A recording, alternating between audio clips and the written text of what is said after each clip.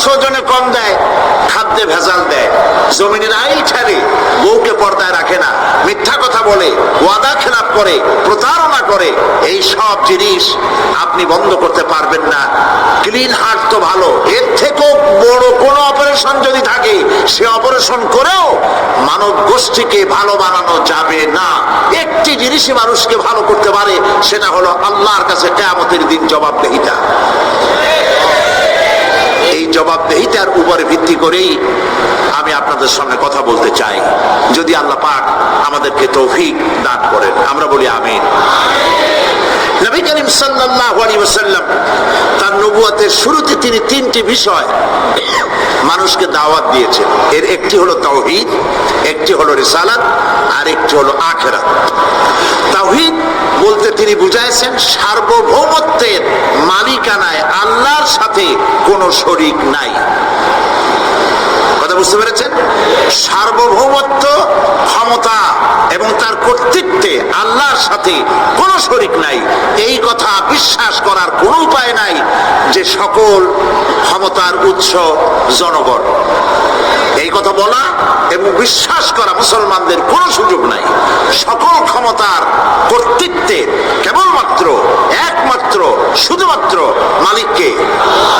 আল্লাহ পাক বলেছেন আন্নাল কুওয়াতা লিল্লাহি জামিআ, সমস্ত ক্ষমতার উৎস কেবলমাত্র কে? আল্লাহ পাক। এটি হলো নবী করিম সাল্লাল্লাহু আলাইহি ওয়াসাল্লামের প্রথম দাওয়াত।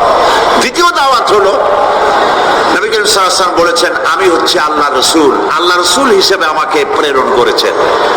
তিন নম্বরের দাওয়াত ছিল এই যে এই দুনিয়া এরকম থাকবে না, এই দুনিয়া ধ্বংস হবে এবং আমরাও একদিন মরে যাব, মরার পরে মাটিতে মিশে যাব, গলে যাব, এরপরে আবার আল্লাহ পাক আমাদেরকে উঠাবেন এবং কিয়ামতে আল্লাহর কাছে আমাদেরকে জবাবদিহি করতে হবে। এই তিনটি বিষয় নবী করিম সাল্লাল্লাহু আলাইহি ওয়াসাল্লাম মক্কি জিন্দেগিতে মানুষের সামনে এই দাওয়াত পেশ করেছেন এবং কোরআনে কারীমও এই কথাগুলি এইভাবেই নাজিল হয়েছে। কাফেরেরা তিনটি জিনিসের প্রথম জিনিসের সাথে তারা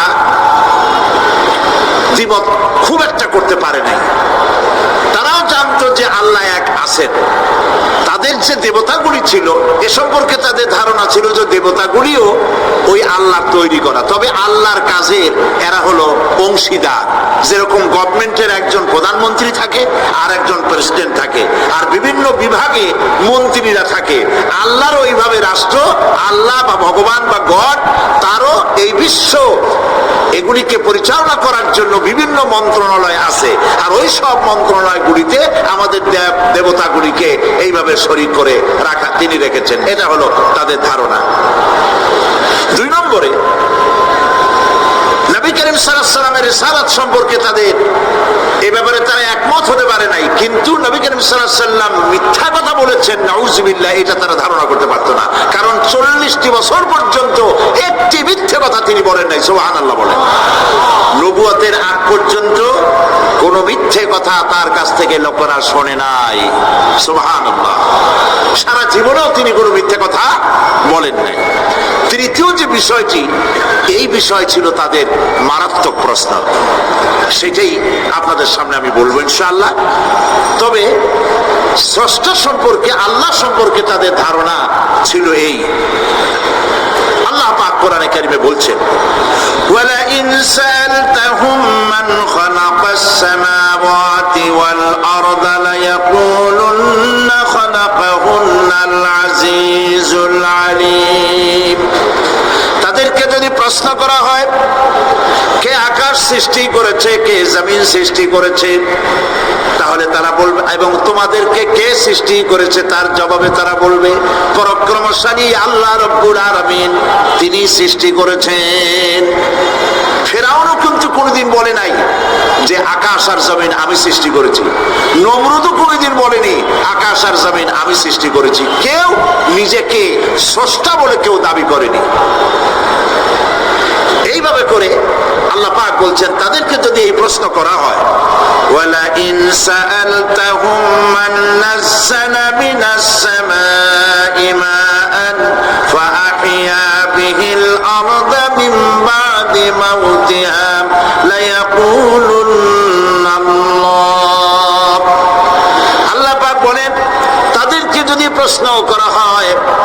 থেকে কে পানি বর্ষণ করছে এবং এই পানি দিয়ে মৃত্যু জমিনকে কে জিন্দা করে দিল, এই প্রশ্ন যদি করা হয় তারা বলবে আল্লাহ। কি জবাব দেবে বলুন? আকাশ থেকে পানি বর্ষণ কে করে? জমিন, এই মরা জমিনকে আকাশের পানি দিয়ে, বৃষ্টির পানি দিয়ে জমিনটাকে সিক্ত করে দিয়ে ফসল উৎপাদনের ব্যবস্থা কে করে দেন? কাফেররা এটাকে অস্বীকার করতো না। এরপরে যদি তাদের জিজ্ঞেস করা হতো ওয়ালা ইন সাআলতাহুম মান খালাকাহুম লা ইয়াকুলুন্না আল্লাহ, যদি প্রশ্ন করা হতো তোমাদেরকে কে সৃষ্টি করেছে, তার জবাবেও তারা বলতো আল্লাহ। এই আল্লাহর ব্যাপারটি নিয়ে তারা কোনো প্রশ্ন তুলতো না, যে আমরা সৃষ্টি করেছি কথা বলতো না। নবী করিম সাল্লাল্লাহু আলাইহি ওয়াসাল্লামের রিসালাত সম্পর্কেও তারা, তিনি মিথ্যা কথা বলছেন নাউজুবিল্লাহ, এই কথা বলতেও তারা সাহস পাইতো না।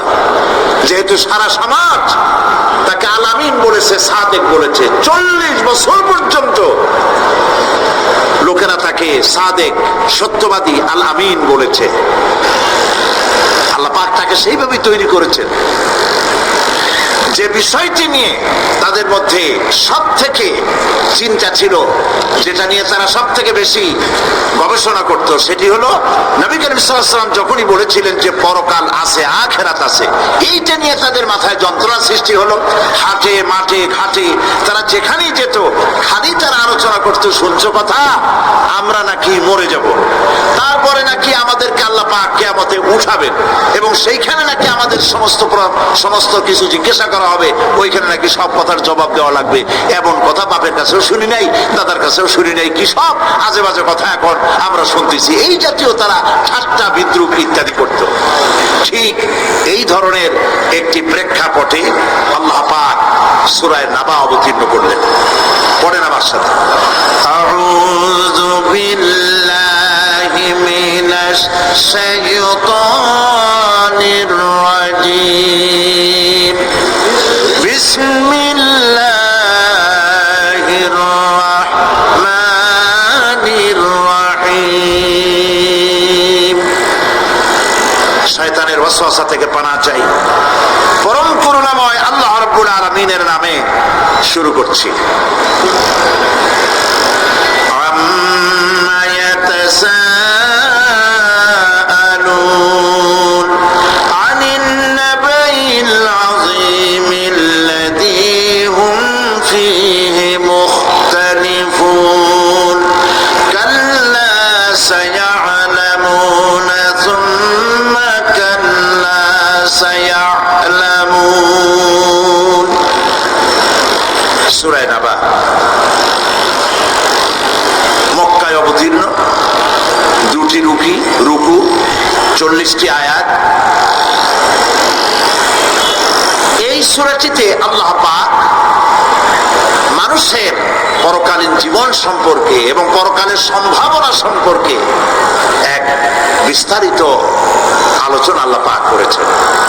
নবী করিম সাল্লাল্লাহু আলাইহি ওয়াসাল্লাম বলেছেন, কেউ যদি দুনিয়ায় বেঁচে থেকে জীবিত চোখ দিয়ে পরকাল দেখতে চায়, পরকাল তো আমরা দেখতেছি না, কি বলেন, আমরা দেখতেছি?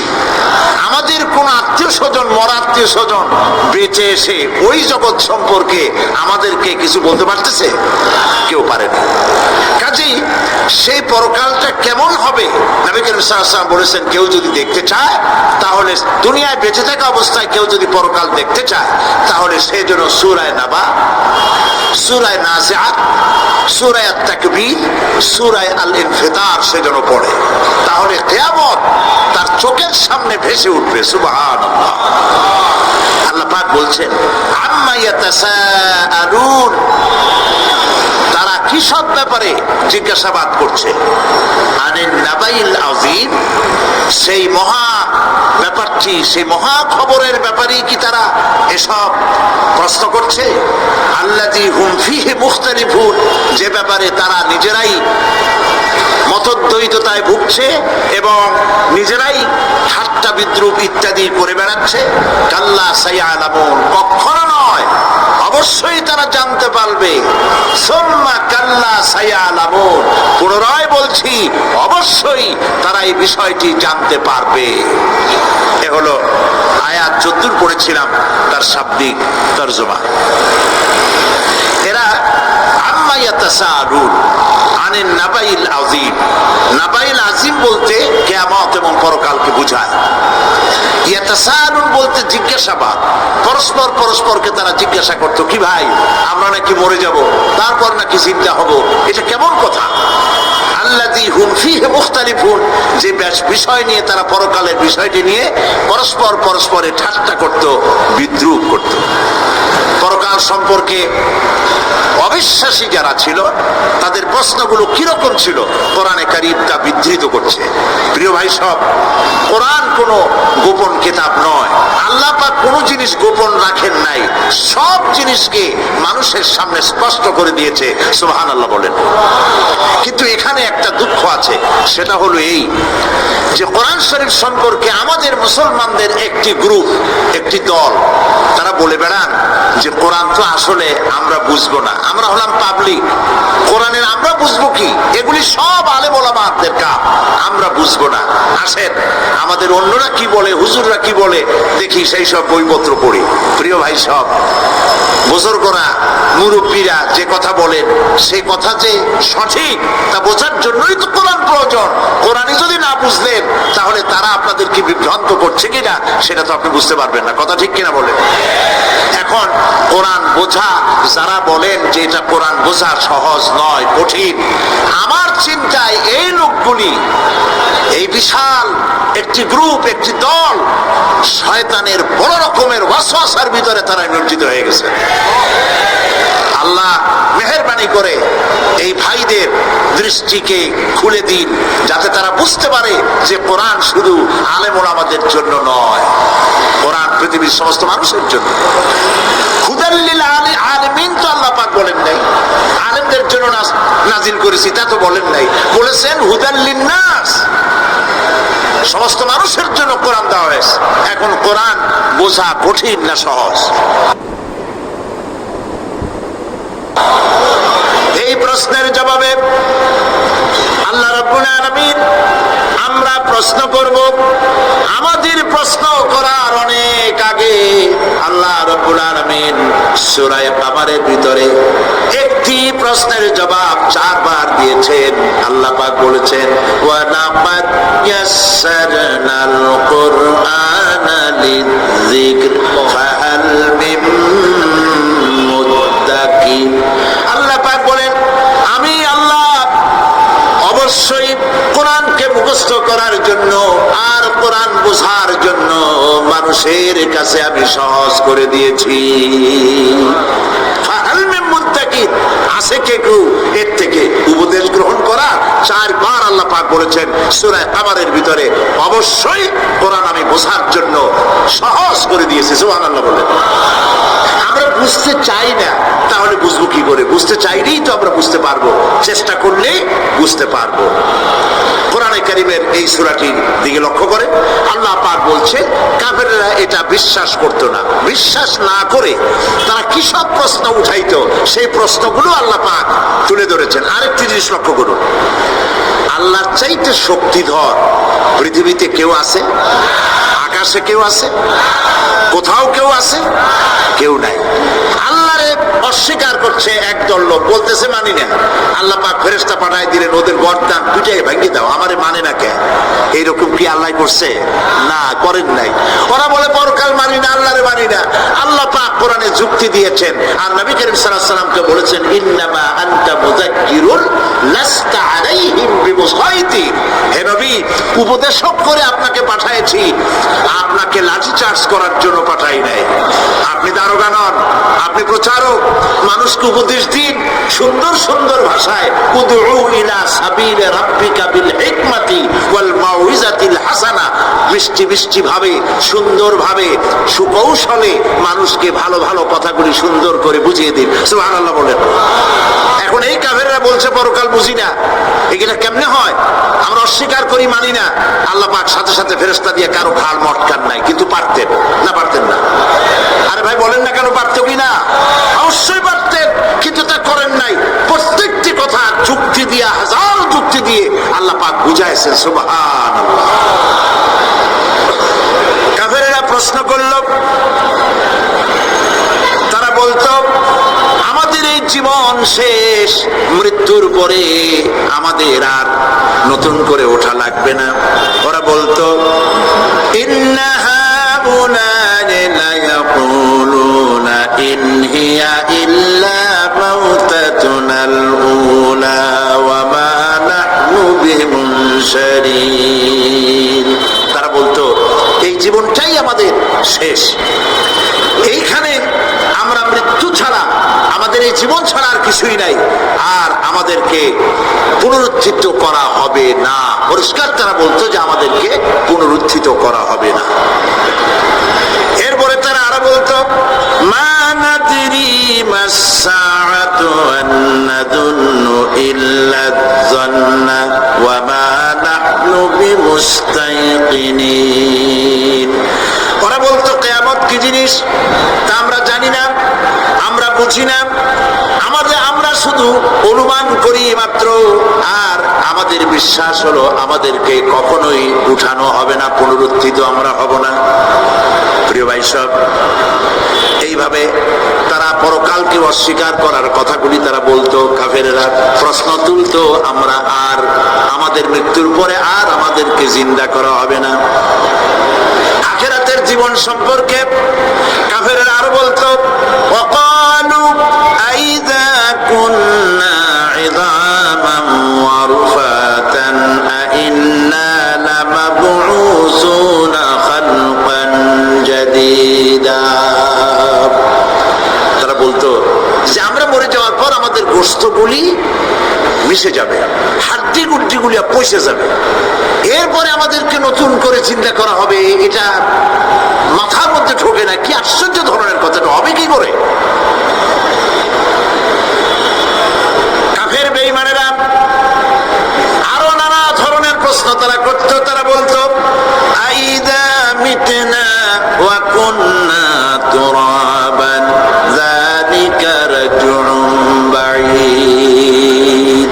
আমরা মাটিতে মিশে যাব, তারপরেও কি আমাদেরকে চিন্তা করা হবে, আমাদেরকে আবার উঠানো হবে? এটা তো বুদ্ধির, এটা চিন্তার বাইরের কথা, এটা তো মানতে পারি না। আসলে কাফেরদের এই বক্তব্য অনুযায়ী পরকালের জীবন বুদ্ধি বহির্ভূত নয়। ওরা যে বলে যে এটা আমাদের বুদ্ধিতে কুলায় না, আসলে তারা বুদ্ধি খাটায় নাই।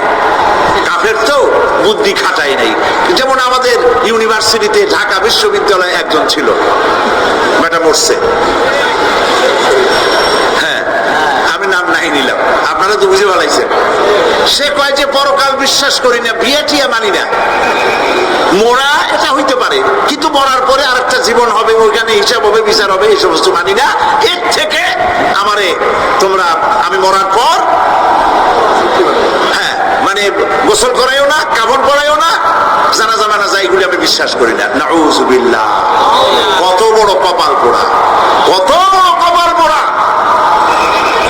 ও মরার পর তার এই চিন্তা সম্পর্কে যখন আমি জানতে পেরেছি, আমার ধারণা হয়েছে ওই লোকটার উপরে আমার খুব দুঃখ হয় না। যেরকম কত কাফের আসছে, কত নাস্তিক আসছে, বিদায় হয়ে গেছে, এগুলো কোনো ব্যাপার না দুনিয়ার ইতিহাসে।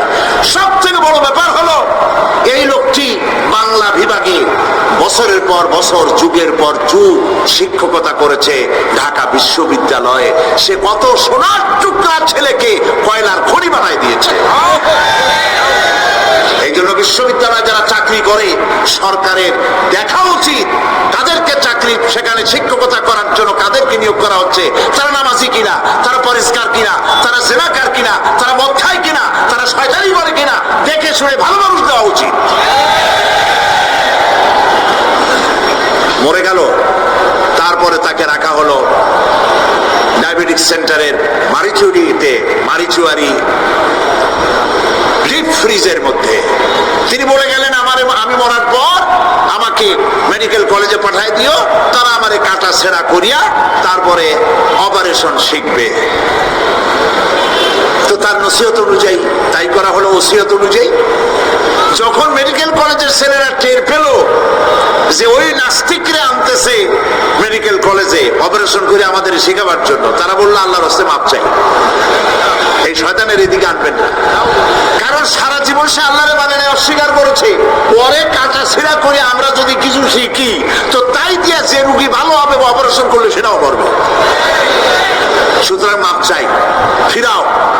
ফিরাইয়া এখন ওইটার কি অবস্থা হয়েছে আমি জানি না, লেটেস্ট নিউজ জানি না কোথায় আছে। যদি এখন কবর তো কপালে হইল না, এখন যদি রাস্তাও ভালায় দেয় আমাদের দেশে কুত্তাও খাবে না, কারণ কুত্তাগুলি আমাদের দেশে এত অভদ্র না যে এত পচা বাসি লাশ খাবে, ওদেরও একটা রুচি টুচি আছে। প্রিয় ভাই সব, এদের চিন্তা, এদের বুদ্ধি হলো, এদের বুদ্ধি সীমিত বুদ্ধি। আর আল্লাহ কোরআনে বুদ্ধির কথা বলেন নাই, আল্লাহ বলেছেন জ্ঞানের কথা। আর ওরা হলো বুদ্ধিজীবী। ওরা কি জীবী কর? বুদ্ধিজীবী। আচ্ছা আপনারা একটা প্রশ্নের জবাব দেন তো, দুনিয়ার সব থেকে বড় বুদ্ধিজীবী কেনা? মাশাআল্লাহ, আপনাদের ওয়াজ না শুনলেও হবে, আপনারা তো জানি ফেলেছেন সব। সব থেকে বড় বুদ্ধিজীবীর নাম হলো শয়তান, আর সব থেকে বড় জ্ঞানীর নাম হযরত আদম আলাইহিস সালাম। মানুষের মধ্যে সর্বপ্রথম আল্লাহ তাকে জ্ঞান দান করেছিলেন। সুবহানাল্লাহ। আল্লাহ পাক কোরআনের মধ্যে কোথাও বলেন নাই যে আমি বুদ্ধি দিছি। আল্লাহ পাক বলেছেন ওয়া আল্লামা আদামাল আসমাআ কুল্লাহা, আমি আদমকে সমস্ত জিনিসের জ্ঞান দিয়েছি, নামগুলো শিখাইছি। সুবহানাল্লাহ। ওয়ালাকাদ আতাইনা লুকমানাল হিকমা, আমি লোকমানকে জ্ঞান দান করেছি। ওয়ালাকাদ আতাইনা দাউদা ওয়া সুলাইমানা ইলমা, আমি দাউদ আর সুলাইমানকে কি দিছি? বুদ্ধি দিছি। কি দিছি? জ্ঞান দান করেছি। ইব্রাহিম আলাইহিস সালাম বলেছেন, হে আমার আব্বা, হে আমার পিতা, আমার কাছে এমন জ্ঞান এসেছে যে জ্ঞান আপনার কাছে নাই। ফাত্তাবিউনি আহদিকা সিরাতান সাবিয়্যা, আপনি আমার অনুসরণ করেন, আমি আপনাকে সোজা রাস্তায় উঠায় দেব। সুবহানাল্লাহ। আমার কাছে এমন ইলম আসছে। কোরআনে কারীমে আল্লাহ রাব্বুল আলামিন বুদ্ধি শেখো, আল্লাহর কাছে বুদ্ধি কামনা করো, এটা তিনি এক জায়গাও বলেন নাই। বলেছেন আমার কাছে দোয়া চাও, রব্বি জিদনি ইলমা। পড়েন সবাই, রব্বি জিদনি ইলমা। আবার বলেন, রব্বি জিদনি ইলমা। আল্লাহ তুমি আমার জ্ঞান বৃদ্ধি করে দাও। শয়তান ছিল বুদ্ধিজীবী, আদম আলাইহিস সালাম ছিলেন জ্ঞানী। শয়তান সুদ্দা। আল্লাহ পাক যখন সকলকে বললেন উসজুদু লিআদামা, সবাই মিলে আদমকে সেজদা দাও, ফাসাজাদু, সবাই মিলে সেজদা করলো, ইল্লা মিস্টার ইবলিস সেজদা করলো না। আবা ওয়াস্তাকবারা ওয়া কানা মিনাল কাফিরিন, কপাল পুড়লো, জম্মের পোড়া। এখন ও যে বুদ্ধিজীবী, দুনিয়ার বড় বুদ্ধিজীবী, দেখেন অবস্থা। আল্লাহ পাক জিজ্ঞেস করলেন, ইবলিস রে, আমার হুকুমটা তুই মানলি না কেন? কোন জিনিস তোরে বাধা দিল আমার হুকুম অমান্য করতে? মানলি না কেন? কতক্ষণ ও তো বুদ্ধিজীবী, বুদ্ধির আশ্রয় নিয়েছে। সে বলছে, আল্লাহ পাক, এটা মানি নাই একটা বৈজ্ঞানিক কারণেই, একটি দার্শনিক কারণেই মানতে পারি নাই। কারণ হচ্ছে খালাকতানি মিন নার ওয়া খালাকতাহু মিন তিন, তারে বানাইছো মাটি দিয়া, আমারে বানাইছো আগুন দিয়া, আনা খায়রুম মিনহু, আমি ওর থেকে অনেক ভালো। নাউযুবিল্লাহ। কত বড় কপাল পোড়া। আগুনের গতি হলো ঊর্ধ্বমুখী, মাটির গতি নিম্নমুখী। ঊর্ধ্বগতি সম্পন্ন একটা জিনিসকে নিম্নমুখী জিনিসের সামনে মাথা নত করতে বলা তোমার একটা অবৈজ্ঞানিক অদার্শনিক হুকুম হয়ে গেছে। নাউযুবিল্লাহ। আল্লাহ পাক বললেন, ইন্নাকা রাজীব, মরদুদ, বিতাড়িত, সব আমল বরবাদ করে দিলাম। দেখেন, অপরাধ শয়তান করেছে, অপরাধ আদম আলাইহিস সালাম করেছে। একজন অপরাধ করে শয়তান হয়ে গেল, আর একজন অপরাধ করে আল্লাহ পয়গম্বর হয়ে গেল। সুবহানাল্লাহ বলবেন না কেন? কারণ হলো শয়তান বুদ্ধিজীবী, বুদ্ধির আশ্রয় নিল। আদম আলাইহিস সালাম তিনি বুদ্ধির আশ্রয় নেন নাই, তিনি আকলের, তার জ্ঞানের কাছে তিনি আশ্রয় নিয়েছেন। অর্থাৎ তিনি চিন্তা করতেছিলেন যে আল্লাহ পাক আমাকে নিষেধ করলেন একটা গাছের কাছে যেতে, আমিও গেলাম, বউও গেল, যা নিষেধ করলেন সেটা করলাম।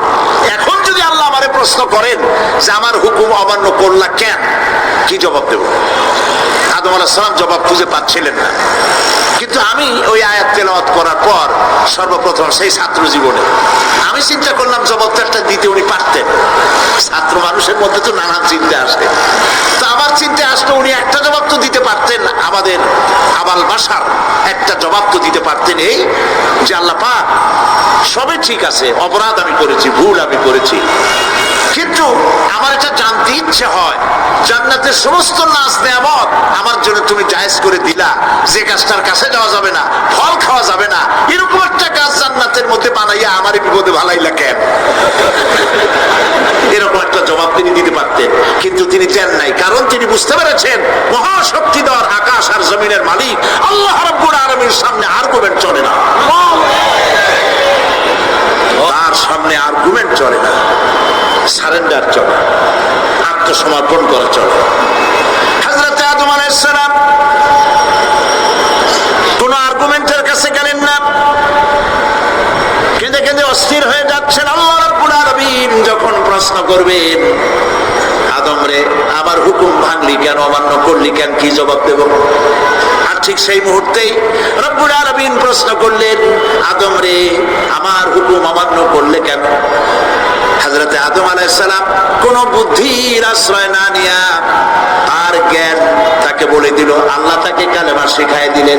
উদ্বুদ্ধ হয়ে তিনি আল্লাহ রাব্বুল আলামিনের সামনে মাথা নত করে দিয়ে বললেন, রব্বানা যালামনা আনফুসানা ওয়া ইল্লাম তাগফির লানা ওয়া তারহামনা লানাকুনান্না মিনাল খাসিরিন। পড়েন সবাই, রব্বানা যালামনা আনফুসানা ওয়া ইল্লাম তাগফির লানা ওয়া তারহামনা লানাকুনান্না মিনাল খাসিরিন। রব্বানা যালামনা, হে আল্লাহ আমি আমার নফসের পরে, যালামনা আনফুসানা আমি আমার নফসের পরে জুলম করেছি, অত্যাচার করেছি, ওয়া ইল্লাম তাগফির লানা তুমি যদি আমাকে ক্ষমা না করো। জ্ঞান কত দেখেন, শুধু ক্ষমা চান নাই, বলেছেন তুমি যদি আমাকে ক্ষমা না করো, ওয়া তারহামনা আর যদি দয়া না করো, লানাকুনান্না মিনাল খাসিরিন আমি ক্ষতিগ্রস্ত হয়ে যাব।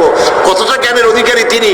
তিনি এটা বললেন না যে শুধু মাফ করে দাও, শুধু মাফ করলে হবে না, মাফও করা লাগবে, আর আগে যেমন দয়া করতে সেটাও করতে সেটাও করা লাগবে। সুবহানাল্লাহ, আল্লাহ পাক রাজি হয়ে গেলেন। রাজি হন নাই? আল্লাহ রাব্বুল আলামিন হযরত আদম আলাইহিস সালামকে শুধু ক্ষমা করলেন না, ক্ষমাও করলেন, আর নবীর মর্যাদা দিয়ে আল্লাহ রাব্বুল আলামিন দুনিয়ায় পাঠাইয়া দিলেন। সুতরাং বুদ্ধি দিয়ে কাফেররা বুদ্ধির আশ্রয় গ্রহণ করে সর্বনাশ করেছে, যে পরকাল হইতে পারে না, মরে যাব আবার উঠবো, আবার এই শরীর কেমনে তৈরি হবে, এইটা তাদের বুদ্ধিতে কুলায় নাই। কিন্তু বুদ্ধি দিয়া চিন্তা করলে বোঝা যাইতো যে হ্যাঁ পরকাল একটা হইতে পারে।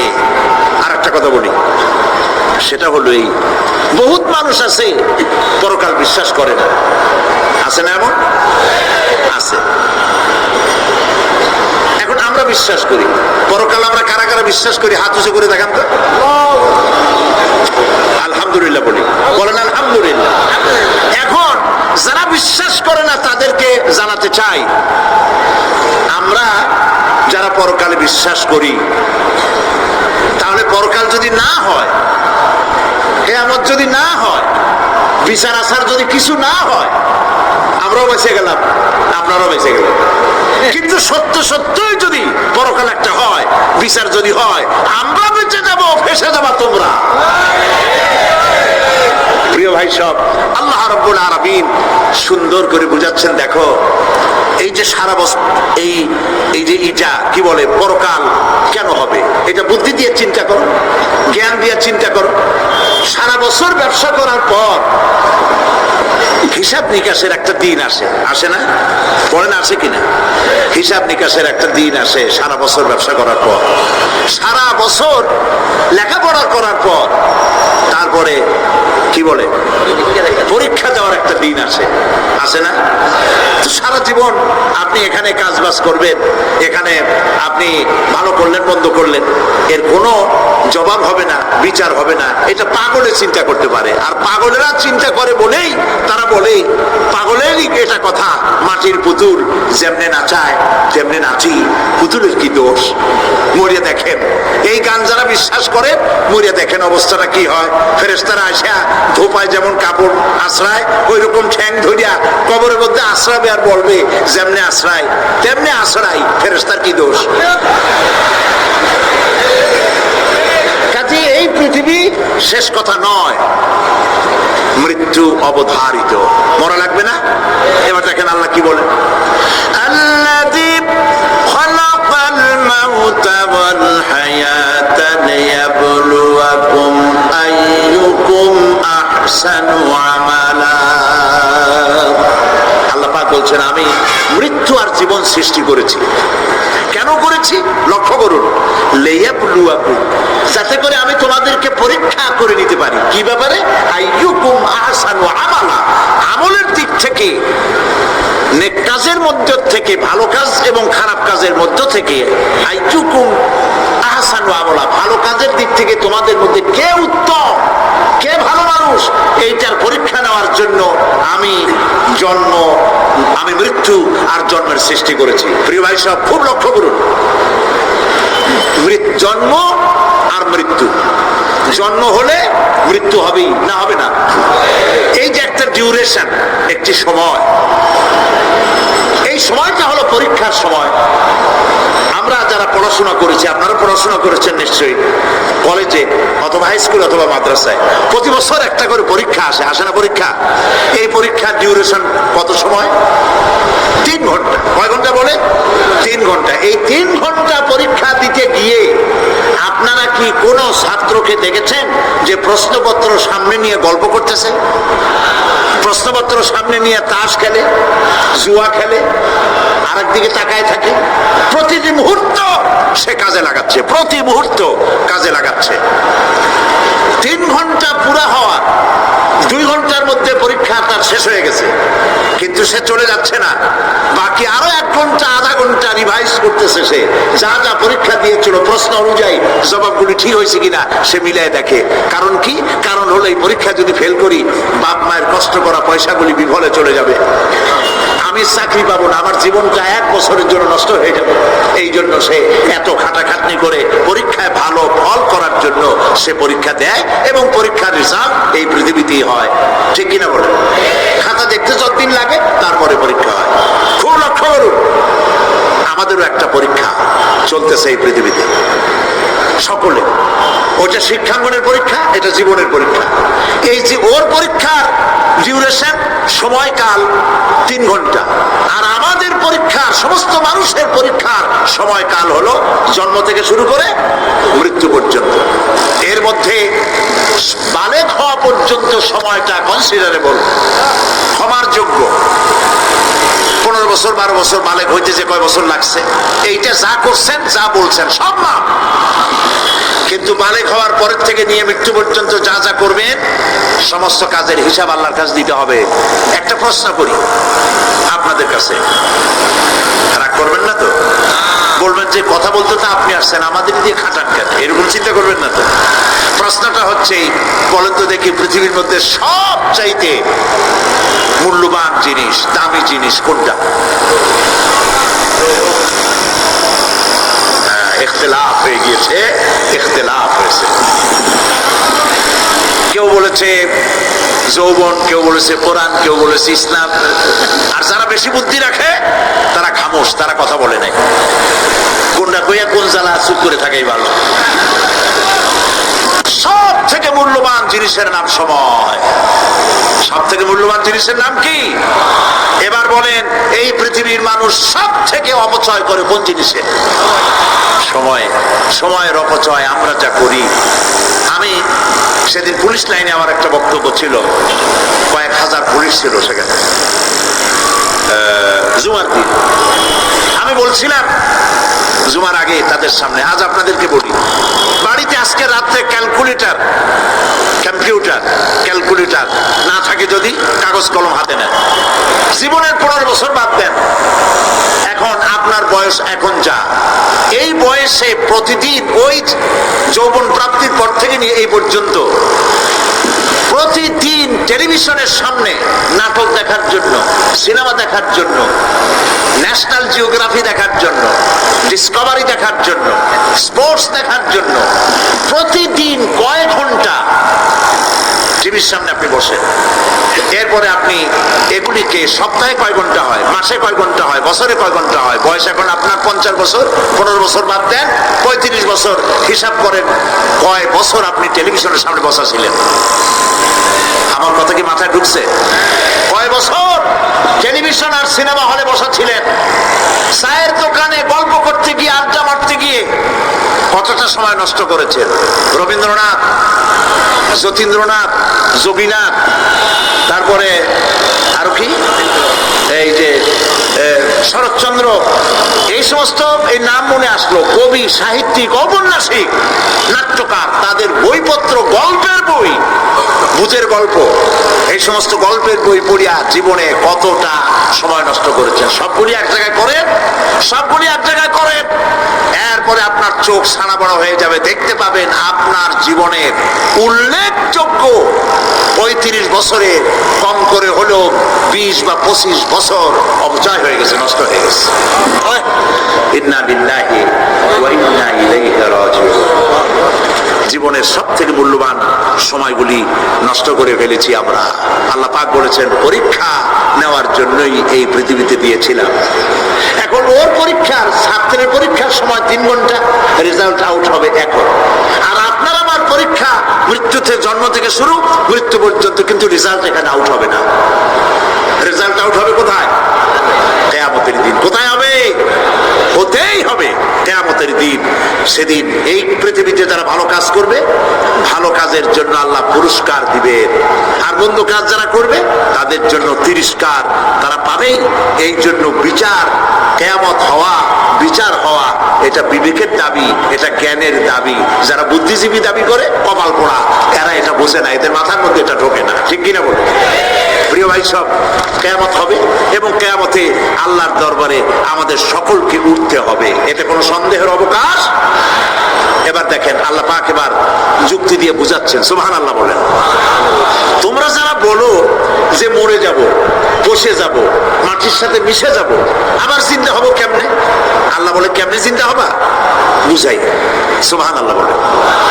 আল্লাহ রাব্বুল আলামিন বলেন, আল্লাহুল্লাযী আরসালার রিয়াহা ফাতুসিরু সাহাবা ফাসুকনাহু ইলা বালাদিন মাইয়িতিন ফাআহইয়ানা বিহিল আরদা বা'দা মাউতিহা কাযালিকান নুশুর।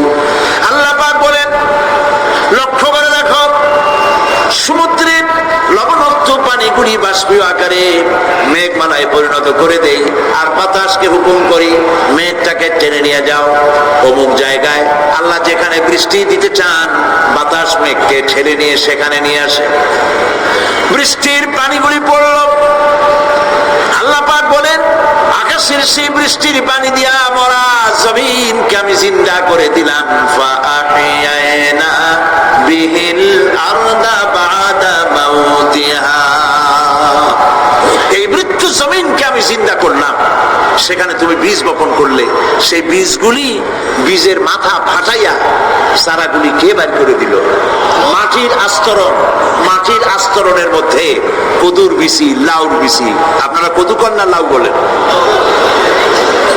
সেটাই হোক, বুঝলেই হইল, কদু অথবা লাউ একই কথা। অথবা যে কোনো শাক সবজি, উদ্ভিদ, এর চারা, এর বীজ মাটিতে দেওয়া হলো, মাটিটা ফেটে চারা, যে পাতা দুটো বেরিয়ে আসলো, এই পাতা কি শক্ত না নরম? তাহলে মাটিটা ফাটাইয়া পাতা দুটো বাইর করে দিল কে? সুবহানাল্লাহ বলেন। মরা জমিন থেকে, মরা জমিনে বৃষ্টির পানি দিয়ে জমিনটাকে জিন্দা করে, তার ভিতর থেকে আমি এভাবে করে জিন্দা করি, উদ্ভিদগুলিকে জিন্দা করে দেই। ঠিক একইভাবে কাদা যালিকান নুশুর। এইভাবে করে কিয়ামতে তোমাদেরকে উঠানো হবে। সুবহানাল্লাহ। লাল শাক দেখছেন? লাল শাক খান না আপনারা? বীজগুলো ছোট ছোট, বীজগুলি ছড়ায় দেন, দেখবেন কয়েকদিনের মধ্যে মাটির থেকে সব উদ্গত হয়ে যাবে। আল্লাহ পাক এই পৃথিবীতে আমাদের সৃষ্টি করেছিলেন, কবরের মধ্যে আমরা চলে যাব। সে কবর কি, হাসর কি ইত্যাদি বলবো ইনশাআল্লাহ ধীরে ধীরে। তো মাটির ভিতর থেকে এই গাছগুলি, চারাগুলি যেভাবে উদ্গত হয়, আল্লাহ পাক বলছেন এইভাবে করে আমি তোমাদেরকে জিন্দা করব, আবার উঠাবো, এতে কোনো সন্দেহ নাই। সুবহানাল্লাহ। রব্বুল আলামিন দৃষ্টান্ত দিয়ে বুঝাচ্ছেন, আলাম ইয়াকুনু ফাতাম মিন মানিয়্যুমনা সুম্মা কানা আলাকাতান ফাখালাকা ফাসাওয়া ফাজআলা মিনহু যাওজাইনি যাকারা ওয়াল উনসা। আল্লাহ পাক বলেন, মানুষকে নিকৃষ্টতম মাতৃগর্ভে নিক্ষিপ্ত এক ফোঁটা পানি ছিল না, আমি তার থেকে আকার আকৃতি দিয়ে সুগঠিত করে মানুষের আকার দান করেছি, আর মায়ের পেটের ভিতরে আমি নারী আর পুরুষ বানাইছি, কন্যা সন্তান এবং পুত্র সন্তান বানাইছি। সুবহানাল্লাহ। এখন মানুষে কয় যে আমরাও পারি। এই যে ক্লোনিং সিস্টেম একটা শুরু হয়েছে, শুনছেন আপনারা? কথা না কইলে বুঝি কি ক্লোনিং পদ্ধতি। এটি ক্লোনিং পদ্ধতি বিজ্ঞানীরা যারাই কাজটা করতেছে, তারা বিশ্ব সভ্যতাকে বিনষ্ট করার একটি মারাত্মক কাজে তারা হাত দিয়েছে। ক্লোনিং পদ্ধতিতে যে যা কিছু তৈরি হয়, এর আগে ভেড়ার বাচ্চা হয়েছে, ছাগলের বাচ্চা বানাইছে, সেগুলি তার মায়ের মতোই হয়েছে অথবা পিতার মতো হয়েছে। পিতার ডিএনএ নিয়ে একটা পুরুষ জাতীয় জন্তুর ডিএনএ অথবা স্ত্রী জাতীয় একটি জন্তুর ডিএনএ নিয়ে তারপরে বিশেষ প্রক্রিয়ার মাধ্যমে সন্তান, এই বাচ্চা উৎপাদনের ব্যবস্থা তারা শুরু করেছে পশু দিয়ে। এরপরে মানুষ এভাবে করা যায় কিনা সেই চিন্তা তারা করেছে।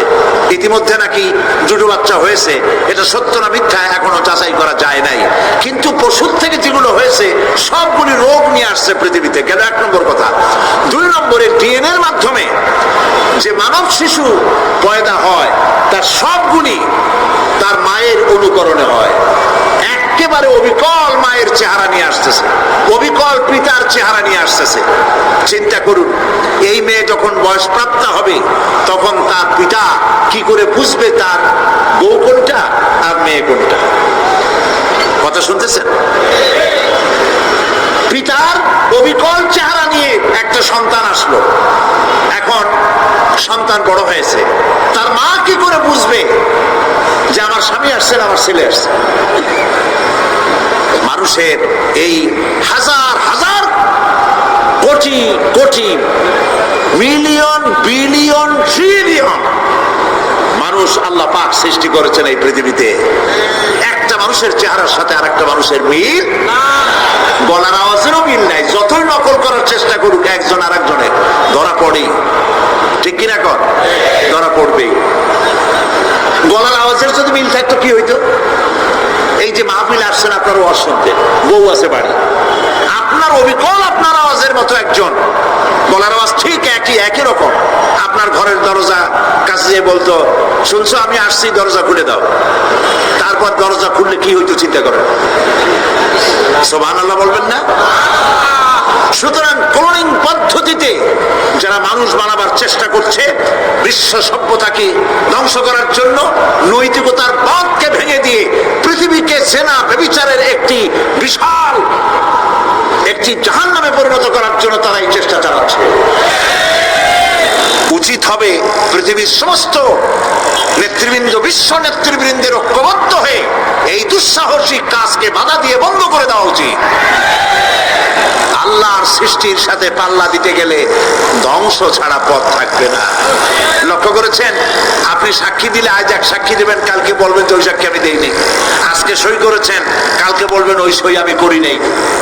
কিন্তু আল্লাহ রাব্বুল আলামিন আপনার ফিঙ্গারপ্রিন্ট, আপনার আঙ্গুলের ছাপ এমন করে দিয়েছেন, এই আঙ্গুল দিয়ে যদি কাগজের উপর একটা টিপ মারেন, টিপ সই করেন, আপনার বাবা কবর থেকে উঠে এসেও বলতে পারবে না যেটা আপনার না। আদম আলাইহিস সালাম থেকে নিয়ে আজ পর্যন্ত, আজ থেকে নিয়ে কিয়ামত পর্যন্ত যত মানুষ পৃথিবীতে এসেছে আর আসবে, কোন মানুষের আঙ্গুলের রেখার সঙ্গে আর একজন আঙ্গুলের রেখার মিল হবে না।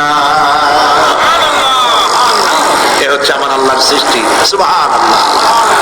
সুতরাং তিনি বলছেন, আমি মাতৃগর্ভের ভিতরে সন্তান তৈরি করি, সেই সন্তানকে কোনটা কন্যা সন্তান, কোনটা পুত্র সন্তান আমি বানাই। এই কাজটা যিনি পারেন, এবার দেখেন সামনে কি বলতেছেন আল্লাহ, এই কাজটি যিনি করতেছেন, আলাইসা যালিকা বিকাদিরিন আলা আইয়ুহিয়াল মাউতা।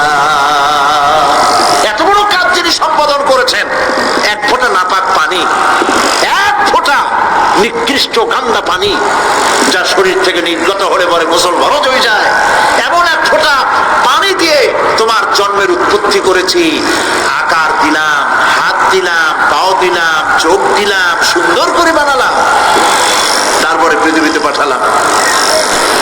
এরপরে তুমি কি করে মনে করতে পারো যে সেই আল্লাহ তোমার মৃত্যুর পরে আবার চিন্তা করতে পারবে না? আলাইসা যালিক, আল্লাহ পাক কি তোমাকে মৃত্যুর পরে, আলাইসা যালিকা বিকাদিরিন, আল্লাহ পাকের পক্ষে এটা কি সম্ভব নয় যে তোমার মৃত্যুর পরে আল্লাহ আবার চিন্তা করবেন?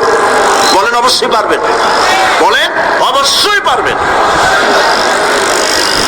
প্রিয় ভাই সব, আল্লাহ পাক এর পরে বলছে, ইয়া আইয়ুহান নাসু ইন কুনতুম ফি রাইবিম মিনাল বা'সি ফাইন্না খালাকনাকুম মিন তুরাব। হে মানব সকল, যদি সন্দেহ হয় যে আমি তোমাদের পরকাল সম্পর্কে, যদি পুনরুত্থান সম্পর্কে যদি তোমাদের সন্দেহ হয়, জানা থাকা উচিত আমি তোমাদেরকে মাটি দিয়ে সৃষ্টি করেছি, মাটির উপকরণ দিয়ে সৃষ্টি করেছি। এই মাটির সাথে মিশে যাবা, আবার উঠানো হবে। মাটিতে কবরের মধ্যে মুর্দা রাখার সময় কি বলি আমরা? মিনহা খালাকনাকুম ওয়া ফিহা নুঈদুকুম। পড়েন সবাই, মিনহা খালাকনাকুম ওয়া ফিহা নুঈদুকুম ওয়া মিনহা নুখরিজুকুম তারাতান উখরা। মাতৃগর্ভের ভিতরে মানুষকে আল্লাহ রাব্বুল আলামিন হাত পাও চক্ষু কর্ণনাসিকা দিয়ে সুন্দর করে মায়ের পেটের ভিতরে বানায়া এই পৃথিবীতে আল্লাহ পাক পাঠায় দেন। আর আল্লাহ পাক বলেন, সুম্মা নুখরিজুকুম তিফলা, বাচ্চার আকারে মায়ের পেট থেকে বের করে দিলাম। যে আল্লাহ রাব্বুল আলামিন এইভাবে করে তোমাদেরকে সৃষ্টি করেন। যালিকা বিআন্নাল্লাহ হুয়াল হক। জেনে রাখো, এই সব কিছু এই জন্যই ঘটে যেহেতু আল্লাহ রাব্বুল আলামিন, আল্লাহ তাআলা মহা সত্য, তিনি যা বলেন তাও সত্য, তার কথার মধ্যে কোনো রকমের বৈপরীত্য নাই। ব্যারোমিটার যন্ত্র আছে, যে যন্ত্রের মাধ্যমে আবহাওয়া মাপা হয়, বৃষ্টি হবে কি হবে না, ঝড় হবে কি হবে না, জলোচ্ছ্বাস হবে কি হবে না, এগুলি ব্যারোমিটার যন্ত্র দিয়া, আবহাওয়া মাপা যন্ত্র দিয়ে তারা মাপে। কিন্তু আপনারা কি কখনো শুনেছেন যে রেডিও টেলিভিশনে বলা হয়েছে সন্দ্বীপ, কুতুবদিয়া, হাতিয়া, সেন্ট মার্টিন এবং বাঁশখালী, আর কি গন্ধ একটার নাম, কক্সবাজার, পতেঙ্গা ইত্যাদির উপর দিয়ে 280 মাইল স্পিডে ঝোড়ো হাওয়া প্রবাহিত হবে। আগামীকাল 30 ফিট উঁচু হয়ে জলোচ্ছ্বাস হবে, এরকম কথা বলে কেউ? কি বলে? হইতে পারে, হইতে পারে, বজ্র সহ বৃষ্টিপাত হতে পারে। এবার কোরআন শরীফ দেখুন তো, কোরআন শরীফে কোথাও আছে পরকাল হইলেও হইতে পারে, কবর আযাব এটাও হয়তো হইতে পারে, জান্নাত আর জাহান্নাম থাকতেও পারে, এরকম কথা আছে? সব কথা ডাইরেক্ট, কোন কথার ভিতরে কোন রকমের বৈপরীত্য নাই। আল্লাহ রাব্বুল আলামিন বলেছেন, ইযাস সামাউ ফাতারাত, আকাশ সমূহ যখন বিদীর্ণ হয়ে যাবে, ওয়া ইযাল কাওয়াকিবু তাতারাত, আর যখন তারকা সমূহ বিক্ষিপ্ত হয়ে পড়বে, ওয়া ইযাল কুবুর বুসিরাত, আর যখন কবরের ভিতরে যা কিছু আছে সব উদ্গীরণ করে দেওয়া হবে। সমস্ত কথাগুলি ডাইরেক্ট, যালিকা বিআন্নাল্লাহা হুয়াল হক, যেহেতু আল্লাহ মহাসত্য। ওয়া মান আসদাকু মিনাল্লাহি কিলা, আর আল্লাহর চাইতে সত্যবাদী আর কে আছে? বলেন আছে কেউ? সে আল্লাহ রাব্বুল আলামিন বলেন, এত কিছু কাজ, এত সুন্দর ব্যবস্থাপনা করে যিনি করেন, ওয়া আন্নাহু ইউহয়িল মাউতা ওয়া আন্নাহু আলা কুল্লি শাইইন কাদির। সে আল্লাহ রাব্বুল আলামিন তোমাদেরকে তোমাদের মৃত্যুর পরে আবার জিন্দা করবেন, এতে সন্দেহ করার কোনো কারণ নাই। ওয়া আন্নাস সাআতা আতিয়াতুন লা রাইবা ফিহা ওয়া আন্নাল্লাহা ইউবআসু মান ফিল কুবুর। আল্লাহ পাক বলছেন অবশ্যই কিয়ামত আসবে, তাকে কেউ বিন্দুমাত্র এতে কোনো সন্দেহ নাই। আর ওয়া আন্নাল্লাহা ইউবআসু মান ফিল কুবুর, আর আল্লাহ পাক অবশ্যই কবরে যা কিছু আছে সব বের করে নিয়ে আসবেন।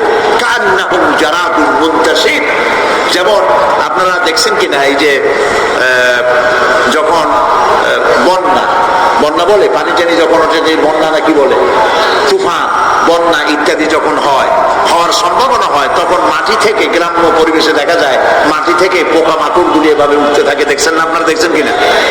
পাখাওয়ালা পিঁপড়া গুলি এভাবে সব উঠতে থাকে। কান্নাহুম জারাদুল মুনতাশির, এইভাবে করে পোকামাকড় পতঙ্গগুলি যেভাবে মাটি থেকে উদ্গত হতে থাকে, সমস্ত খবরগুলি থেকে মানুষগুলি এভাবে উদ্গত হয়ে যাবে। তবে হ্যাঁ, আপনারা একটা প্রশ্ন করতে পারেন যে কবর দিয়ে সব উঠবে, কিন্তু যে মানুষের বাগে খাইছে তার কি হবে? যে মানুষের আগুনে পুড়ে গেছে তার কি হবে? যে নদীর মধ্যে ডুবে গেছে তার কি হবে? যে কুমিরের পেটে চলে গেছে তার কি হবে? এরকম একটা প্রশ্ন আপনারা করতে পারেন। কবর কাকে বলে সেটা আমাদের জানতে হবে। কবর শুধু মাটির গর্তটাকেই কবর বলা হয় না, এটি আলমে বারজাখ, এটি পর্দা, এটা জবনিকা। মৃত্যুর পরের জীবনটাই হলো আলমে আখিরাত পর্যন্ত যাইতে যে জীবনটা লাগে, যে একটি সময় আছে, এই সময়টার নামটাই হলো কবর। সেটা গর্তের মধ্যে হইতে পারে, মাটির মধ্যে, সেটা বাঘের পেটে হতে পারে, সেটা কুমিরের পেটে হতে পারে, সেটা পানিতে পচে যেতে পারে, এটা কোনো বিষয় না। আল্লাহ পাক উঠাতে চাইবেন এবং সমস্ত কিছুকে কিয়ামতের দিন আল্লাহ রাব্বুল আলামিন তার দরবারে হাজির করবে। তাহলে আমরা বুঝতে পারলাম যে কিয়ামত যে হবে এই ব্যাপারে কোনো সন্দেহের অবকাশ। এখন ওই কিয়ামতের দিন আল্লাহ রাব্বুল আলামিন আমাদের বিচার নেবেন, হিসাব করবেন। দুনিয়ায় যে পরীক্ষা দিয়েছিলাম, এই পরীক্ষায় যদি কেউ একবার ফেল করে, আর একবার পরীক্ষা দিয়ে পাস করার সুযোগ আছে। আরো একবার যদি ফেল করে, আবার পরীক্ষা দিয়ে পাস করার সুযোগ আছে। 10 বার পরীক্ষা দিবেন, 10 বার ফেল করবেন। 100 বার পরীক্ষা দিবেন, 100 বার ফেল করবেন, তারপরেও আবার পরীক্ষা দেওয়ার সুযোগ আছে। কিন্তু কিয়ামতের ময়দানে যদি কোনো মানুষ তার জীবনের পরীক্ষায় যদি ফেল করে, দ্বিতীয়বার পরীক্ষা দিয়া পাস করার আর কোনো সুযোগ নাই। এই পৃথিবীতে 10 কোটি কেউ হেরে গেল, হাইকোর্টে আপিল করার সুযোগ আছে। হাইকোর্টে যদি হেরে যায়, সুপ্রিম কোর্টে কেস করে জেতার সুযোগ আছে, আপিল করার সুযোগ আছে। সুপ্রিম কোর্টেও হেরে গেল, প্রেসিডেন্টের কাছে জীবন ভিক্ষা চাওয়া যাইতে পারে। কিন্তু কিয়ামতে আখিরাতে আদালতে ওই জায়গায় মানুষ যদি একবার তার জীবনের মামলায় হেরে যায়, দ্বিতীয়বার আপিল করার আর কোনো জায়গা নাই। কঠিন জায়গা, সেই জায়গা হবে এবং সেখানে সবাইকে উঠতেই হবে। সুতরাং এই যে প্রশ্ন করা হয় যে প্রায় এই কিয়ামত কবে হবে, এটা বিশ্বাস করি না, হ্যান ত্যান ইত্যাদি, মরলে আবার জিন্দা করবে কে, এইসব প্রশ্নের কোনো দাম নাই।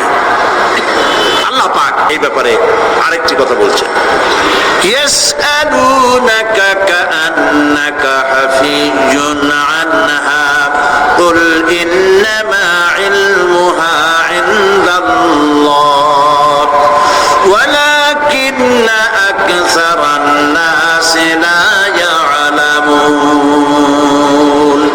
হে নবী, এরা আপনার কাছে কাছে প্রশ্নটা করে এইভাবে যে কিয়ামত কবে আসবে, মনে হয় যেন আপনি এটা জানেন। এই ইলম কিয়ামত কবে হবে মনে হয় যেন আপনি এটা জানেন, সেই জন্য তারা এই প্রশ্নটা করছে। আসলে কুল ইন্নামা ইলমুহু ইনদাল্লাহ, কিয়ামত কবে হবে এটা কে জানেন? ওয়ালাকিন্না আকসারান নাস লা ইয়ালামুন, অবশ্যই অধিকাংশ মানুষের এইটা জানে না। কিয়ামত কবে হবে এটা একমাত্র আল্লাহ পাক জানেন। পরকালের জীবন যে হবে এতে কোনো সন্দেহ নাই, সেই ব্যাপারে আল্লাহ পাক বলছেন আনতুম আশাদ্দু খালকান আমিস সামাউ বানাহা, তোমরা যে পুনরুত্থান সম্পর্কে অস্বীকার করো, এবার চিন্তা করো তোমারে বানানো কঠিন না ওই মহা আকাশটা বানানো কঠিন? কোনটা কঠিন বলেন না আপনারা, কোনটা কঠিন? আপনারা একটু তাকায় দেখেন তো, এই যে বিশাল প্যান্ডেল, এই প্যান্ডেলে খুঁটি আছে না নাই? আছে কিনা? কতগুলা খুঁটি গুনতে আপনার আধা ঘন্টা খানে সময় লাগবে, ঠিক না? এই একটা প্যান্ডেল বানাতে যদি এতগুলি খুঁটি লাগে, তাহলে বিশাল আকাশে যদি এইরকম খুঁটি লাগতো আকাশটারে ঝুলাই রাখার জন্য, তাহলে চিন্তা করেন তো খুঁটির জ্বালায় গাড়ি চালান যাইতো? আছে কোনো খুঁটি? জোরে বলেন আছে? নাই।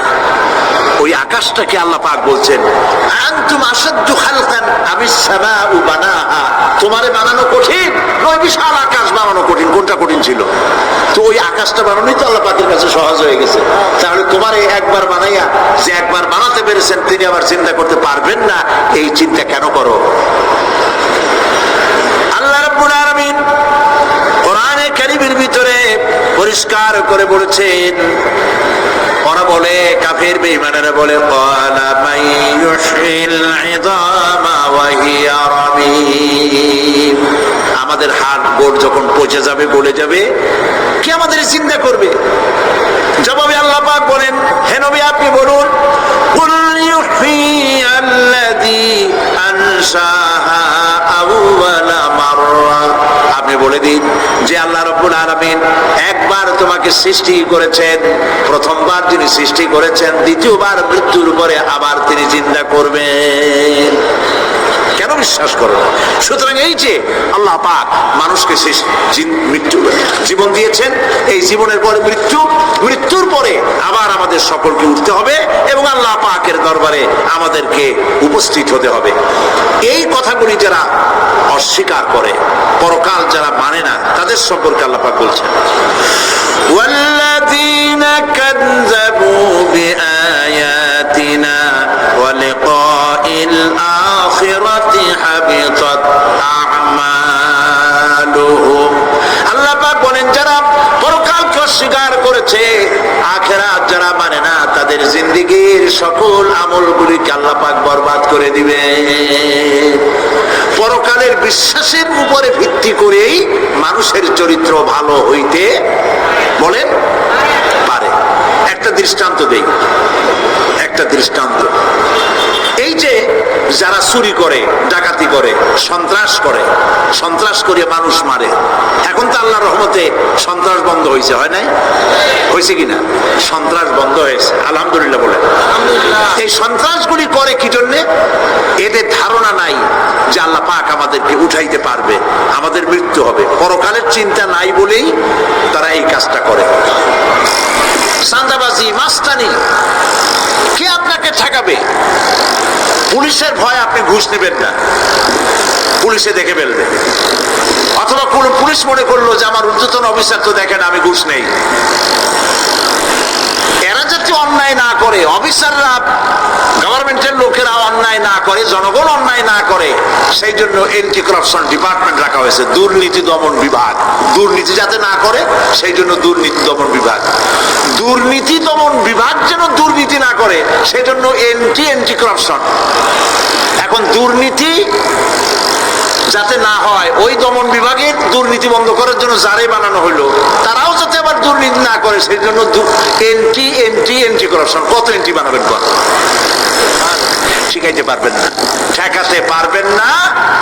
পুলিশ দিয়া, পিডিআর দিয়া, আর্মি দিয়া পিটাইয়া, ঠ্যাঙ্গাইয়া, মাইরের স্রোতে লুলা বানাইয়াও মানুষের চরিত্র ভালো বানাইতে পারবেন না। মানুষের চরিত্র কেমনে ভালো বানানো হবে। 5 কোটি টাকা বলে যে হুজুর অমুক অফিসার খুব ভালো, টাকা পয়সা খায় না। আরে ভাই কত খায় না তাই কর, কদ্দুর হইলে খায়, এরকম লোকও আছে। তবে হ্যাঁ, আল্লাহর মেহেরবানি ভালো অফিসারও আছে, আলহামদুলিল্লাহ বলেন। আমাদের দেশে ভালো অফিসার জোরে কন আলহামদুলিল্লাহ বলেন। সেই জন্য রাতের আধারে কোটি কোটি টাকার অফার আসছে, কেউ দেখে না। এইখান থেকে, এই টাকার খাওয়া থেকে, অথবা জেনা করা থেকে, অথবা মদ পান করা থেকে গোল্ডেন অপরচুনিটি, সুযোগ আসছে।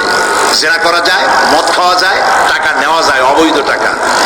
এই অপরাধ থেকে বাঁচাতে পারে একমাত্র পরকালের জবাবদেহিতা, আখিরাতের ভয়। আল্লাহর কাছে আমাকে জবাবদিহি করতে হবে, এই ভয় ছাড়া আর কোনো কিছুই মানুষের এই বিপদ থেকে মানুষের চরিত্র ভালো বানাইতে পারে না। মানুষের চরিত্র ভালো বানাবার জন্য এটাই হচ্ছে একমাত্র পথ। সেই জন্য আল্লাহ পাক আখিরাতের জীবন রেখেছেন, উঠতে সেখানে হবেই। এই পৃথিবীতে একবার যখন আসছি, আমাদেরকে জিন্দা আল্লাহ করবেন এবং সমস্ত কথাগুলির জবাব আল্লাহর কাছে দিতে হবে। পরকালের ব্যাপারে আল্লাহ পাক একটা ঐতিহাসিক যুক্তি দিয়েছেন, অনেক যুক্তি কোরআনে কারিমে দিয়েছেন।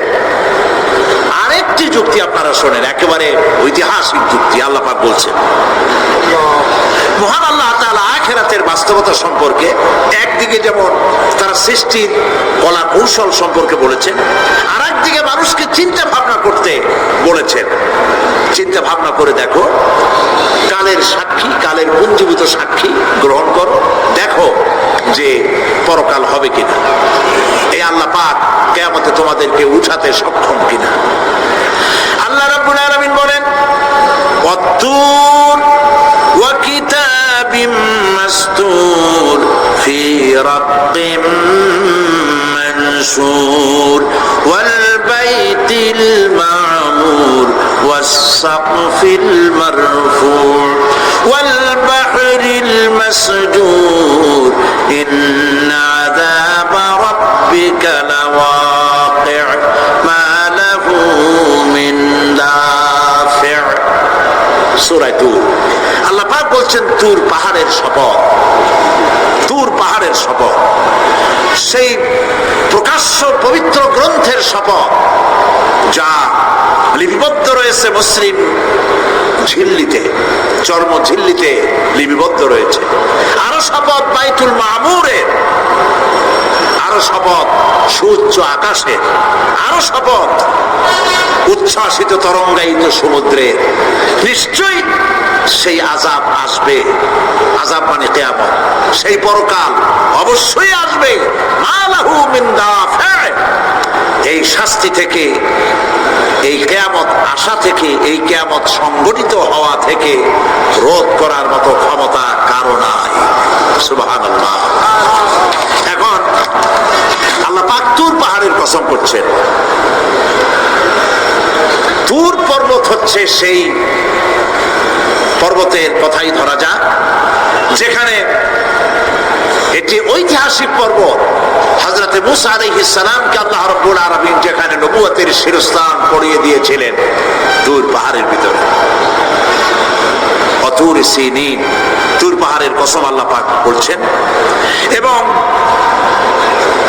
খোদায়ের আল্লাহ রাব্বুল আলামিনের সঙ্গে বিরোধিতা করার কারণে ফেরাউনকে এই তুর পাহাড়ের কাছেই লোহিত সাগরের মধ্যে, দরিয়ায় নীলের মধ্যে আল্লাহ পাক ডুবিয়ে মেরেছিলেন। এবং নির্যাতিত বনি ইসরাইলকে শাস্তি দেওয়ার চূড়ান্ত সিদ্ধান্ত এই তুর পাহাড়েই আল্লাহ পাক দিয়েছিলেন। আল্লাহ বলছেন, আমি সেই তুর পাহাড়ের কসম করি। ওয়া কিতাবিম মাসতুর, এবং পবিত্র গ্রন্থের শপথ, যে গ্রন্থগুলি নাজিল হয়েছে নবীদের উপরে, ইনজিল, তাওরাত, জাবুর, কোরআন, এই কিতাবগুলির কসম করি। সুবহানাল্লাহ। কোরআনের কসম করি, আল্লাহ পাক বলছেন, এই কিতাবগুলির কসম করছি। তুর পাহাড়ের কসম করছি, কিতাবগুলির কসম করছি। ওয়াল বাইতুল মামুর, আর বাইতুল মামুরের কসম করছি। সেটা কি? আকাশের প্রত্যেকটি আকাশে একটি ভিত্তি করে বাইতুল মামুর আছে। ওই আকাশের ফেরেশতারা এই বাইতুল মামুরকে কেন্দ্র করে আল্লাহ রাব্বুল আলামিনকে সিজদা দেয়।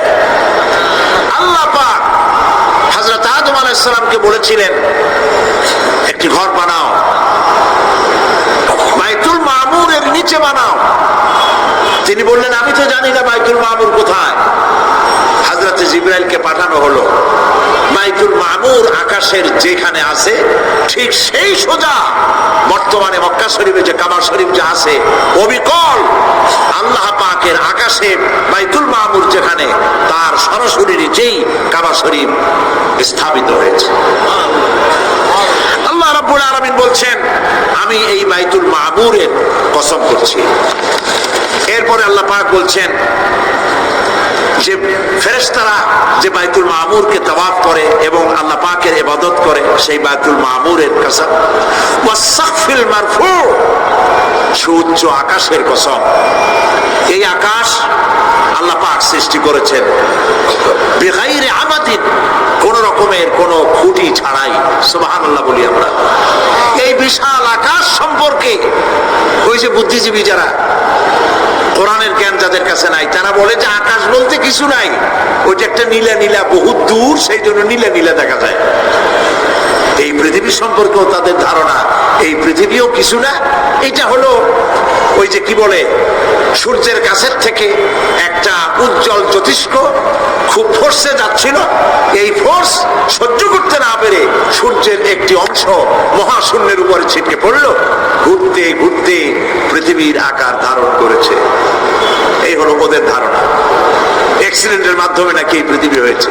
মূল কথা হলো এইভাবে করে যদি কোন একটা গ্রহ উজ্জ্বল জ্যোতিষ্ক যাওয়ার কারণে পৃথিবী হয়ে থাকে, তাহলে এখন তো পৃথিবীতে মানুষ ধরতেছে না, মানুষ তো অনেক বেশি বেড়ে গেছে, তাহলে আর একটা জ্যোতিষ্ক দয়া করে সূর্যের পাশ দিয়ে যাইয়া আর একটা খণ্ড ফালাই দিয়া আর একটা পৃথিবী বানায় না কেন?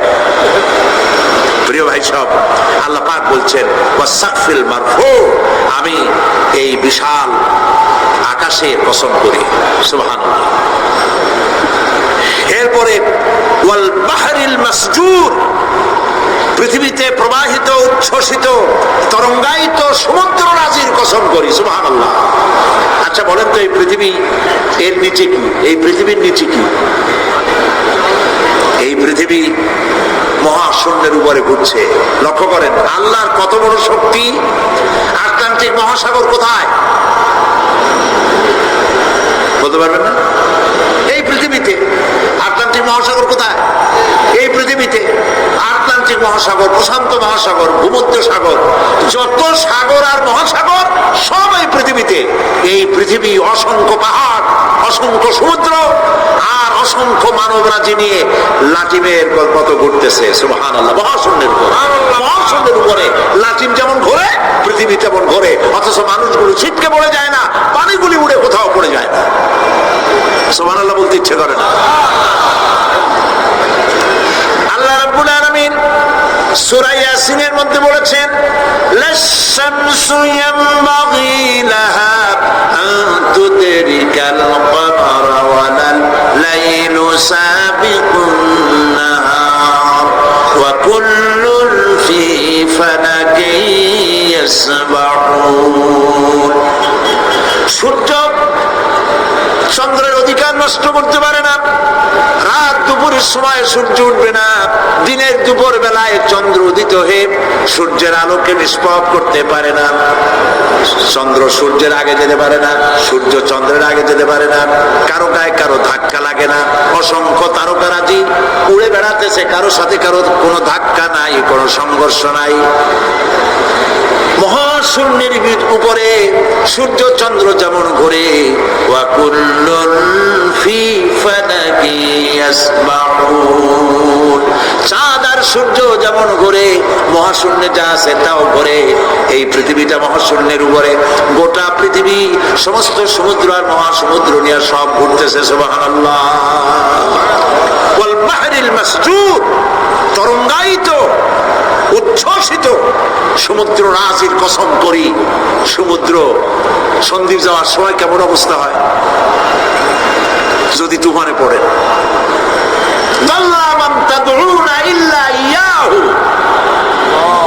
সকলের কথা মানুষ ভুলে যায়। মৌজুন কাল জিবাল, পাহাড়ের মতো যখন ঢেউগুলো আসতে থাকে সবাই সব ভুলে যায়, তখন মনে পড়ে শুধু আল্লাহ। কি মনে পড়ে? আল্লাহ কত বড়, সমুদ্রের কাছে যাই দেখেন সুবহানাল্লাহ। এই বিশাল বিশাল সমুদ্র রাজির কসম করছি। এতগুলি কসম করে আল্লাহ পাক কোরআনে কারীমের মধ্যে বলছেন, দেখো এই সব জিনিসগুলি আমি সৃষ্টি করেছি, আর এই জিনিসগুলির কসম করে বলছি সেই পরকাল অবশ্যই অনুষ্ঠিত হবে, সেই আযাব আসবে।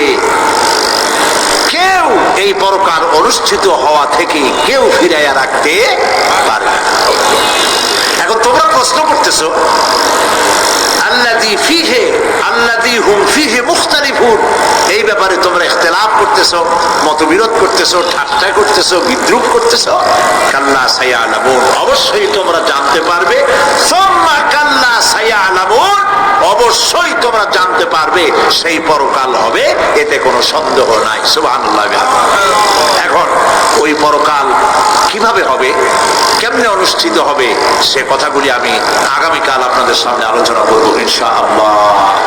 দাঁড়ানো ভাইরা একটু বসেন, দাঁড়ানো যত ভাইরা আছে মেহেরবানি করে সবাই বসেন, আর একটু জিকির করেন লা ইলাহা ইল্লাল্লাহ, লা ইলাহা ইল্লাল্লাহ, জোরে পড়েন লা ইলাহা ইল্লাল্লাহ। আলহামদুলিল্লাহ, আজকে প্রথম দিনেই এটি কোরআনে কারীমের তাফসীরের মাহফিলের রওনক, মকবুলিয়াতের একটি নমুনা। আজকে প্রথম দিনেই পাঁচজন ইসলাম কবুল করার জন্য মঞ্চে এসে হাজির হয়ে গেছেন। আলহামদুলিল্লাহ বলে তাদেরকে আমরা ইসলাম কবুল করাবার ব্যবস্থা করছি, আর তারপরে মোনাজাত হবে, আজান হবে, এশার জামাত হবে। এত বড় জামাতের লোক কারো সামলানো উচিত না। নামাজ জামাতে আদায় করে আপনারা যাবেন। দেন কাগজ দেন। আমি একজন একজন করে তোমরা দাঁড়ায় যাবে নাম নিলে। রাখাল চন্দ্র দাস, পিতা যতীন্দ্র চন্দ্র দাস, গ্রাম রাজানগর, আখাউড়া।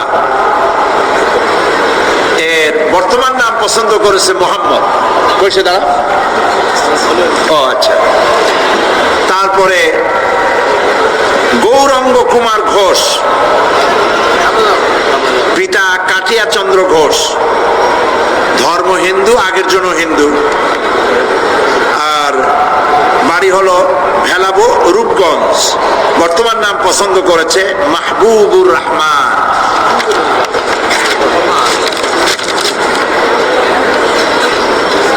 আরেকজনের নাম শ্রী নিখিল চন্দ্র রায়, পিতা শ্রী অবিনাশ চন্দ্র রায়, হিন্দু, বাড়ি দক্ষিণ গোসাইপুর, কোতোয়ালি, চট্টগ্রাম। নাম পছন্দ করেছে মোহাম্মদ ওমর ফারুক। মাশাআল্লাহ। দুলাল চন্দ্র মন্ডল, পিতা মৃত সুনীল চন্দ্র মন্ডল, ধর্ম হিন্দু, বাড়ি হলো বালা তৈর, নিয়ামতপুর, নওগাঁ।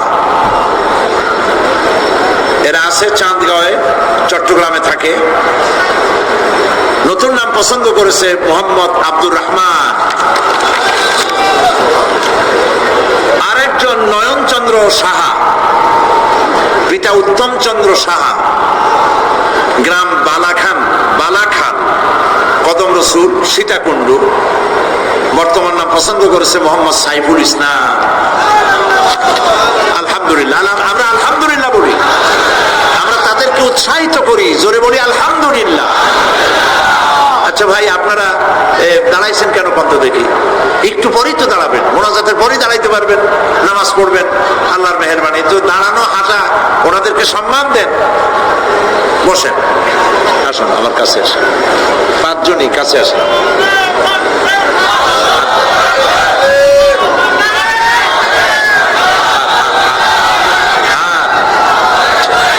মাথাগুলি নিচে করে আসেন।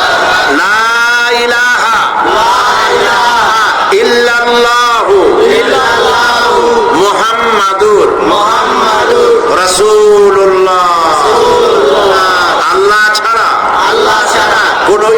নাই, মাবুদ নাই, মুহাম্মদ সাল্লাল্লাহু আলাইহি ওয়াসাল্লাম আল্লাহ প্রেরিত রাসূল।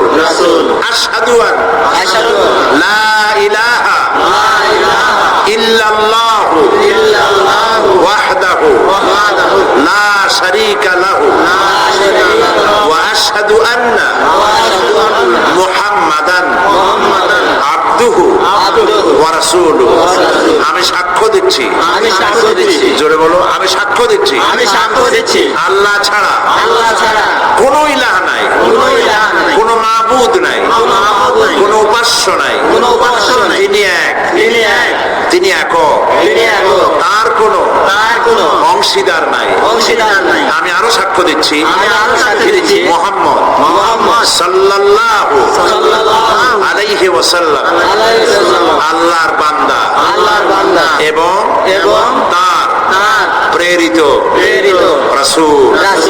সবাইকে বলো আসসালামু আলাইকুম। জবাব দেন আপনারা। প্রিয় ভাই সব, এক মুহূর্ত আগ পর্যন্ত তারা ছিলেন মুশরিক, আর এখন ঠিক পর মুহূর্তে তারা আমাদের তাওহীদবাদী ভাই। আলহামদুলিল্লাহ বলেন, সবাই বলেন আলহামদুলিল্লাহ।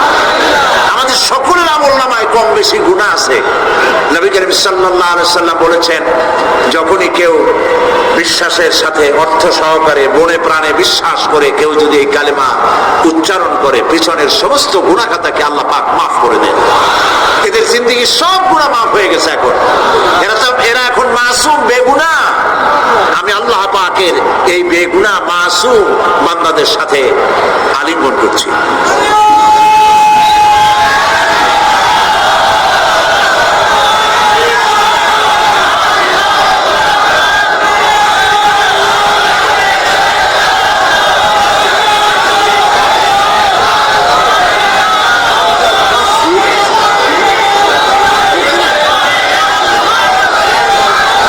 শরীফের যে তাফসীরগুলি আমি এখানে করেছি, আল্লাহ করাইছেন, সেগুলি এখন বিশাল বিশাল বই হয়ে গিয়েছে। সূরা ফাতিহা হয়েছে 520 পৃষ্ঠা, এত বড়। যারা সেবেছে তারা এর নাম রেখেছে তাফসীরে সাঈদী সূরা ফাতিহা।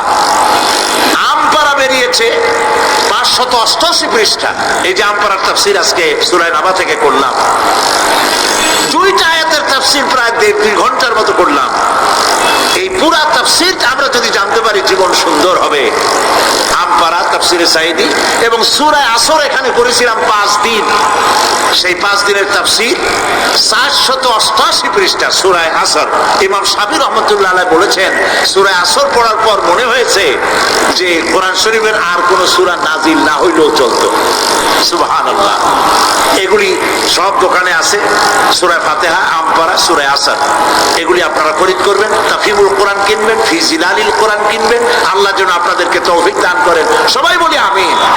আমি আমার বন্ধু হযরত মাওলানা শামসুদ্দিন সাহেবকে সূরা ফাতিহা দিয়েছি, আমপারা এবং সূরা আসর আগামীকাল অথবা আমি আমার সময় মতো দিব।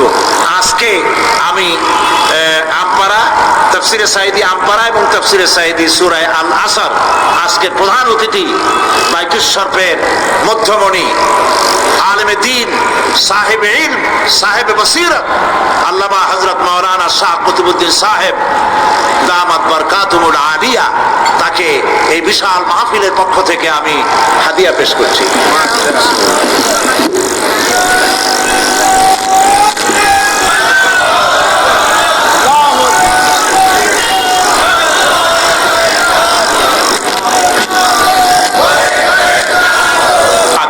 আমরা নামাজ আদায় করব, ইশারা নামাজ ইনশাআল্লাহ।